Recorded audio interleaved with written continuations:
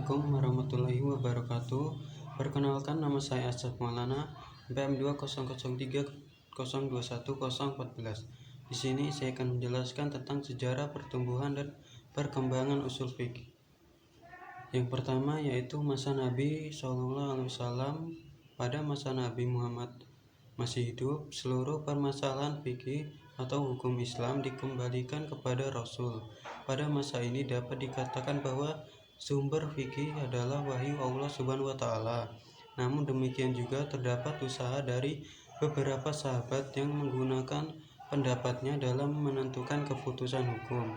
Hal ini didasarkan pada hadis Mu'adz bin Jabal sewaktu beliau diutus oleh Rasul untuk menjadi gubernur di Yaman. Salah satu teori usul fikih adalah jika terdapat permasalahan yang membutuhkan kepastian hukum, maka pertama adalah mencari jawaban keputusannya di dalam Al-Quran, kemudian hadis. Jika dari kedua sumber hukum Islam tersebut tidak ditentukan, maka dapat beristihad. Yang kedua, pada masa sahabat. Semenjak Nabi SAW wafat, pengganti beliau adalah para sahabatnya. Periode ini dimulai pada tahun 11 Hijriah sampai pertengahan abad 1 Hijriah atau 50 Hijriah.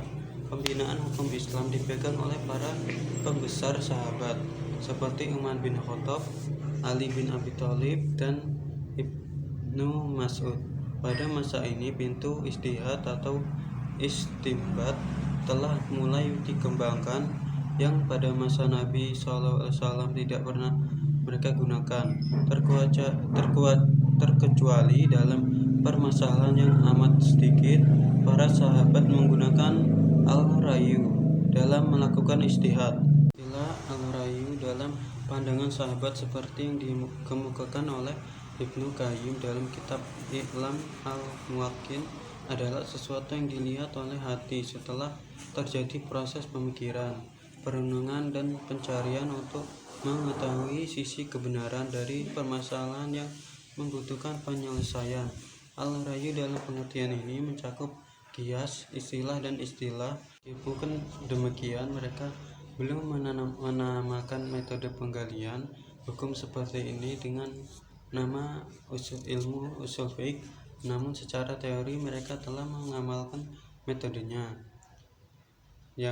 Materi yang ketiga yaitu masa tabi'in. Pada masa tabi'in, penggalian hukum Islam semakin meluas oleh sebab berbagai permasalahan baru muncul ke permukaan. Hal ini tidak terlepas dari imbas meluasnya daerah kekuasaan Islam. Lalu para ulama tersebar ke pelosok-pelosok negeri dan mereka banyak melakukan ijtihad.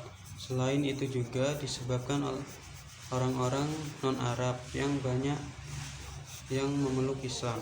Pada periode ini terdapat pengembangan dari metode yang telah digunakan para sahabat, tokoh-tokoh, dan pembesaran tabi'in yang sering berijtihad dan memberikan fatwa, antara lain Sa'id bin Musayyab di kawasan Madinah dan Ibrahim al-Nakhai di kawasan Irak sebagai dasar pijakan di dalam proses berijtihad dan memberikan fatwa.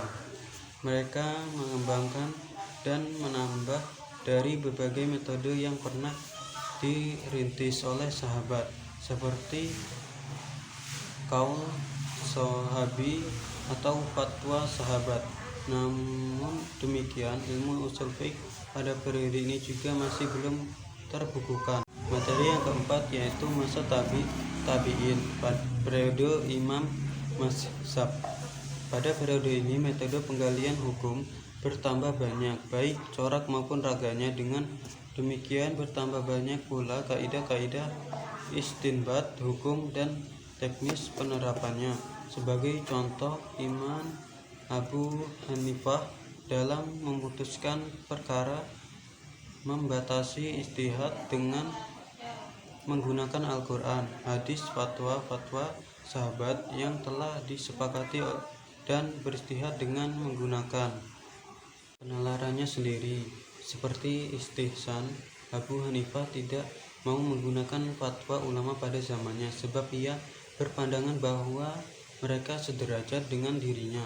Imam Maliki setelah Al-Quran dan hadis lebih banyak menggunakan amal atau tradisi ahli Madinah dalam memutuskan hukum dan maslahah mursalah.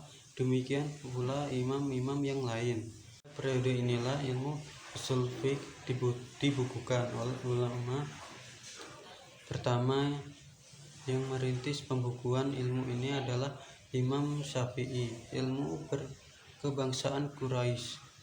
Ia memulai menyusun metode-metode penggalian hukum Islam, sumber-sumbernya serta petunjuk-petunjuk usul fiqh. Dalam penyusunannya ini, Imam Syafi'i bermodalkan peninggalan hukum-hukum fikih yang diwariskan oleh generasi pendahulunya, di samping juga rekan hasil diskusi antara berbagai aliran fikih yang bermacam-macam, sehingga ia memperoleh gambaran yang konkret antara fikih ahli Madinah dan fikih ahli Irak. Selanjutnya materi terakhir yaitu masa pasca Imam Syafi'i. Sesudah masa Imam Syafi'i, ilmu usul fiqh semakin berkembang pesat dan meluas dengan berbagai corak dan ragam. Sekian materi yang saya sampaikan. Jika ada kesalahan mohon maaf. Saya akhiri. Wassalamualaikum warahmatullahi wabarakatuh.